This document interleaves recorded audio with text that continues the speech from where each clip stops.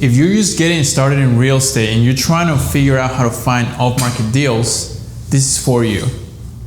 These are the best ways to find deals. Also, if you've been in the business and you're really closing a bunch of deals, I will really double down on the one that I'll tell you next. Facebook. This source has probably generated us like a lot of money. This source, a lot of the people that are gonna be willing to sell their home at a discount are the older, the Gen Xers or the Gen Ys or whatever that generation is, from like 60 to like 80 years old. They're at home, they're retired, they're scrolling through Facebook. We put a Facebook ad that says, looking to sell your house fast, quick close, cash as is, no repairs. So these owners have been in these properties for 20, 30, 40 years. They've accumulated a ton of stuff in their homes. Some of these are hoarders. They're older. They have some sort of a disability, or they're just older, right? So these homeowners don't really want to fix the property. They don't really want to deal with tenants. They don't want to really deal with repairs or coming up with the money to take care of their home so they can sell it for top dollar. So that's why we target these individuals, because they're gonna be willing to let their homes go for a little bit of less of what it's worth, in exchange of efficiency, in exchange of quick cash, in exchange of easy, hassle-free process. Okay, so, and that's pretty much the same with Google. Cold callers. I started cold calling when I started in real estate. It teaches you sales, it teaches you negotiating skills, it teaches you how to have conversations with anyone. I would highly recommend that if you've never been in sales and you're trying to get into real estate, you really cold call yourself at least for a period of time.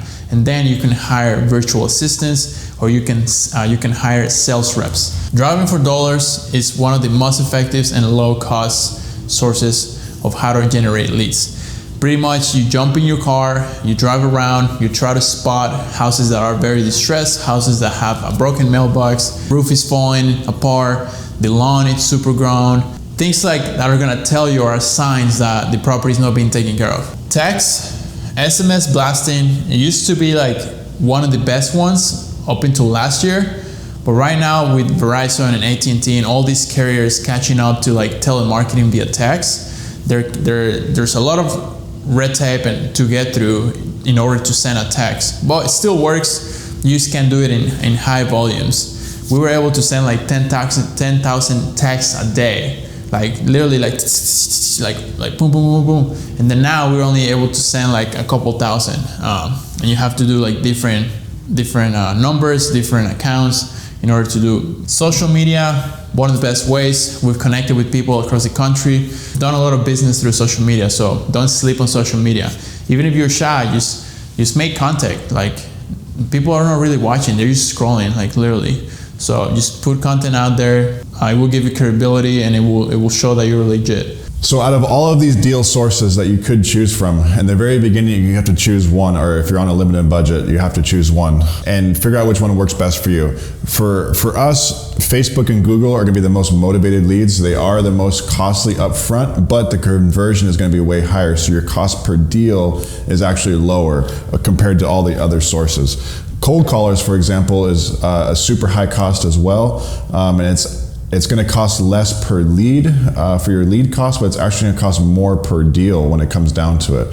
So if that makes sense for you, choosing between one of these two in the beginning would be a good place to start. If you have very limited funds, I would start with Driving for Dollars. You can start Driving for Dollars with very little money. You get the Deal Machine app, $100 a month, and it's more, getting out there and putting the work in to do the Driving for Dollars. From there, you can cold call them yourself, get a power dialer, which is Mojo, Call Tools, ZenCall. There's a bunch of them out there now. But this was one of our best deal sources in the very beginning when we first started. We're on a limited budget. we did driving for dollars and cold calling, and we did 30 or 40 deals that way in the first 6 months. So Deal Machine or driving for dollars is a really good source as well. So in the very beginning, like I said, you're gonna have to choose a couple of these. Obviously, as we've grown, we've expanded our marketing channels and are doing all of these now. But you don't need to start there. You need to figure out what works for you, and depending on your budget, pick one of those options. So from there, all of these leads that are generated across all of our deal sources get funneled down to our lead manager. Our lead manager is the person that's going to filter those leads. They're gauging motivation. They are figuring out when the sellers are thinking about selling, whether it's in a week or two or 6 months, 12 months down the line. So this person is really going to be handling the follow-up. If a person says, I need an offer today, I need to sell my house this week, then that lead gets pushed to our acquisitions manager. Anything hot that is ready to go, it gets pushed to the acquisitions manager, and that person is going to be closing the deals. Anything that is in a follow-up position, whether they want to sell a month, 2 months, 3 months, a year from now, that's going to stay with the lead manager. They're going to be in charge of following up and building rapport with that lead over that span of time. The acquisitions manager is solely focused on closing deals. They talk to the seller, they run the numbers, and they figure out the price and the offer that we're going to be offering that seller. And they are the ones that are going to be closing the deal at the end of the day. So that's the structure of in-house people that we have. The lead manager and acquisitions manager is really all you need. Again, if you're first starting out, you might be being both of these people. That's what we did in the very beginning.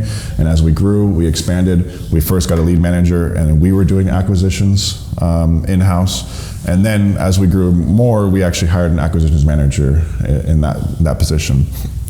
So from there, the lead is going to come. This would be a hot lead that's ready to go. It comes to the acquisitions manager. It goes to underwriting. Underwriting is a term that basically just means looking at the numbers, figuring out what the offer is going to be, looking at the comps, looking at the numbers. That's really what underwriting means. It's a fancy term for looking at the numbers.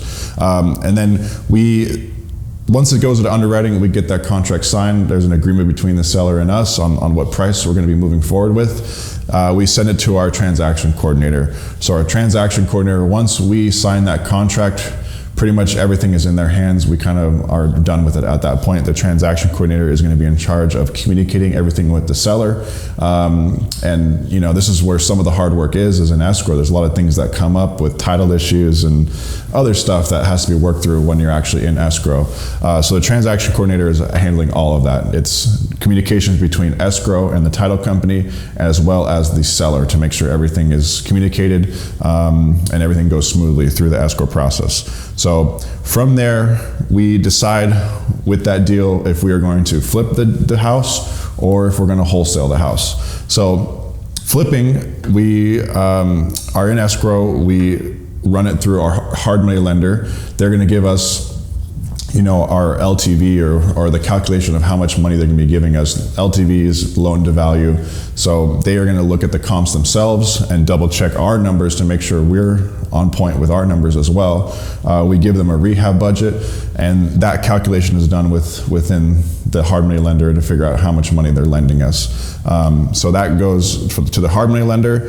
That also, I talked about coming with a scope of work. A scope of work basically just means the rehab budget. Does the house need a new roof, or is it just the cosmetics? Is it the flooring, the paint? Does the kitchen need to be remodeled? That's what the scope of work means. And coming up with the budget is part of that scope of work. So we come up with what's going to be done to the house and how much is it going to cost. That's basically what the scope of work means. From there, obviously, we close the transaction. There's a lot of stuff that goes into flipping a house, but to make it very simple, we remodel that house. It gets completed. We list it on the market and close that. So that's the process for the flipping. If it were to be a wholesale deal, it goes to our dispositions manager. From the TC and escrow, they're handling the escrow process, but behind the scenes, the dispositions manager is taking that deal and sending it out to prospective buyers. We have a buyer's list in all the markets that we are in, and his job is to find a buyer for that deal. Obviously, his job is to create the largest spread possible for us. So say we get a contract for $200,000, we are going to start marketing it out at say $225,000. But the idea with dispositions is to create competition.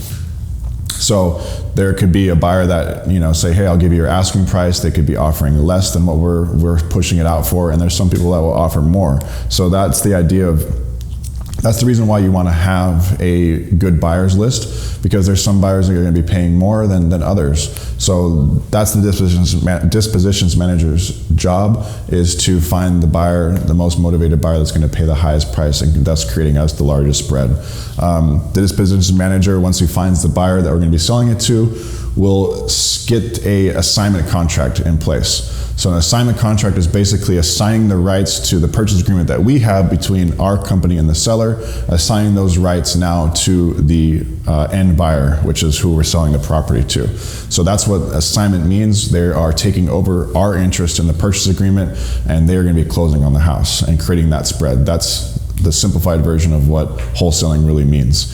So this is a breakdown of our entire business, basically in a nutshell. If you have any questions, make sure you leave us a comment. We will answer them. And if you find this valuable, please subscribe to our channel.